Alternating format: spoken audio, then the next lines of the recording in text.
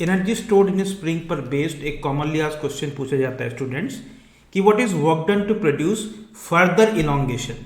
यानी एक already elongated या डिफॉर्म स्टेट आपको बताया जाएगा और आपसे पूछा जाएगा कि यहाँ से और फर्दर स्प्रिंग को इलोंगेट करने के लिए कितना वर्क करना पड़ेगा और what is work done by the agent. ठीक है बच्चों, तो चलो सिचुएशन को हम समझते हैं।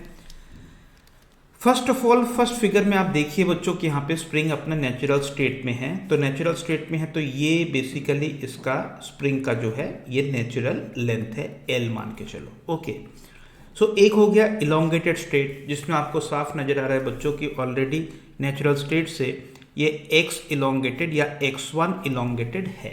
Alright, so further elongated state से आगे और इलोंगेशन मान के चलो ये x2 है बच्चों। तो फर्दर इलोंगेशन के बाद आपको नेट इलोंगेशन जो लेना है वो x2 नहीं लेना है, आपको कंसिडर करना है x1 प्लस x2 क्योंकि सबसे पहले ही वो x1 इलोंगेटेड पहले से था। ओके, तो बच्चों देखो नेचुरल स्टेट में हम सभी जानते हैं कि स्प्रिंग में जो स्टोर्ड एनर्जी का फॉर्मूला होता है that is given by half into force constant into elongation या डिफॉर्मेशन का स्क्वायर। सो बिल्कुल नेचुरल स्टेट पर स्टूडेंट्स यहाँ पर एनर्जी को हम कहेंगे यू नॉट कह सकते हो, ये बिल्कुल जीरो है। x1 इलोंगेशन के बाद यहाँ पर हम एनर्जी को कहेंगे u1 जिसको हम लिखेंगे हाफ इंटू बताइए क्या k इंटू x1 का स्क्वायर। फर्दर इलोंगेशन के बाद बच्चों इसको u2 को हमें half into k into total elongation state में आपको x1 plus x2 whole square लिखना है। तो बच्चों बेसिकली देखो यहाँ से यहाँ तक जो कितना वर्क हुआ है उसे निकालने के लिए वर्क डन को हमें लिखना पड़ता है W2 माइनस W1। यानी फर्दर इलोंगेशन के बाद जो नेट इलोंगेशन स्टेट है वहाँ पर स्टोर्ड एनर्जी कितना है minus the previous elongation state. तो इस बात को हमेशा याद रखिएगा। वैसे तो बच्चों हम सभी जानते हैं कि देखो U जो है वो प्रोपोर्शनल टू x स्क्वायर होता है।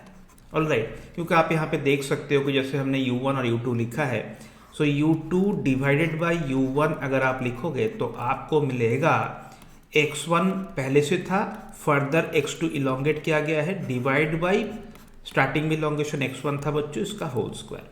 सो बेसिकली इस प्रोपोर्शनलिटी से आप निकाल सकते हो कि किस स्टेट पे क्या एनर्जी है।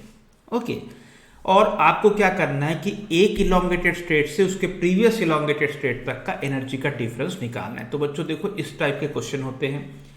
80 joule of energy stored in spring when it is extended through 2 centimetre. यानी जब x1 2 सेंटीमीटर इलोंगेशन हमने दिया है बच्चों तो इसमें जो एनर्जी स्टोर्ड है u1 मान के चलो वो बताया गया 80 जूल। नाउ क्वेश्चन मेकर ने ये पूछा आपसे कि work done to produce further 1 centimetre elongation. तो बच्चों पहले से 2 सेंटीमीटर था, फर्दर 1 सेंटीमीटर इलोंगेशन के बाद जो फाइनल इलोंगेशन बैठेगा वो बनेगा x1 प्लस x2 यानी कह सकते हो 3 सेंटीमीटर का इलोंगेशन बैठेगा। अब एनर्जी स्टेट में क्या होगी बताइए। अगर आप प्रोपोर्शनलिटी की बात करो तो देखो बच्चों अगर हम कहते हैं कि u is proportional to x का स्क्वायर, तो जब 2 सेंटीमीटर है, जब 2 सेंटीमीटर है स्टूडेंट्स तब एनर्जी स्टोर्ड है 80 जूल। और जब यहाँ पर हम कहेंगे कि टोटल 3 सेंटीमीटर हो गया तो अपने आप ये बन जाएगा कितना बताइए कि 2 सेंटीमीटर अगर 80 जूल है तो 1 सेंटीमीटर का प्रोपोर्शनलिटी बन जाएगा बच्चों 20 जूल। और उस हिसाब से यहाँ पर 20 इंटू 9 कर दीजिए बिकॉज स्क्वायर डिपेंडेंट है तो यहाँ पे बनेगा 180 जूल। बात आ गई समझ में। तो यहाँ पर ये बनेगा 180 जूल। आप फार्मूला से भी टैकल कर सकते हैं। अगर आप u2 निकालना चाहते हो डिवाइड बाई u1 जो कि 80 गिवन है बच्चों तो आप लिखोगे x1 प्लस x2 यानी 3 बाई x1 का होल स्क्वायर। तो देखिए यहाँ से आपको मिल रहा है 9 आउट ऑफ 4। तो यहाँ से आप u2 कैलकुलेट कर सकते हो कि 9 आउट ऑफ 4 इंटू 80 घूम फिर के वही आपको मिलेगा 180 जूल। ये फाइनल आंसर नहीं है, आपसे पूछा गया था कि फर्दर इलोंगेशन के लिए कितना वर्क हुआ है।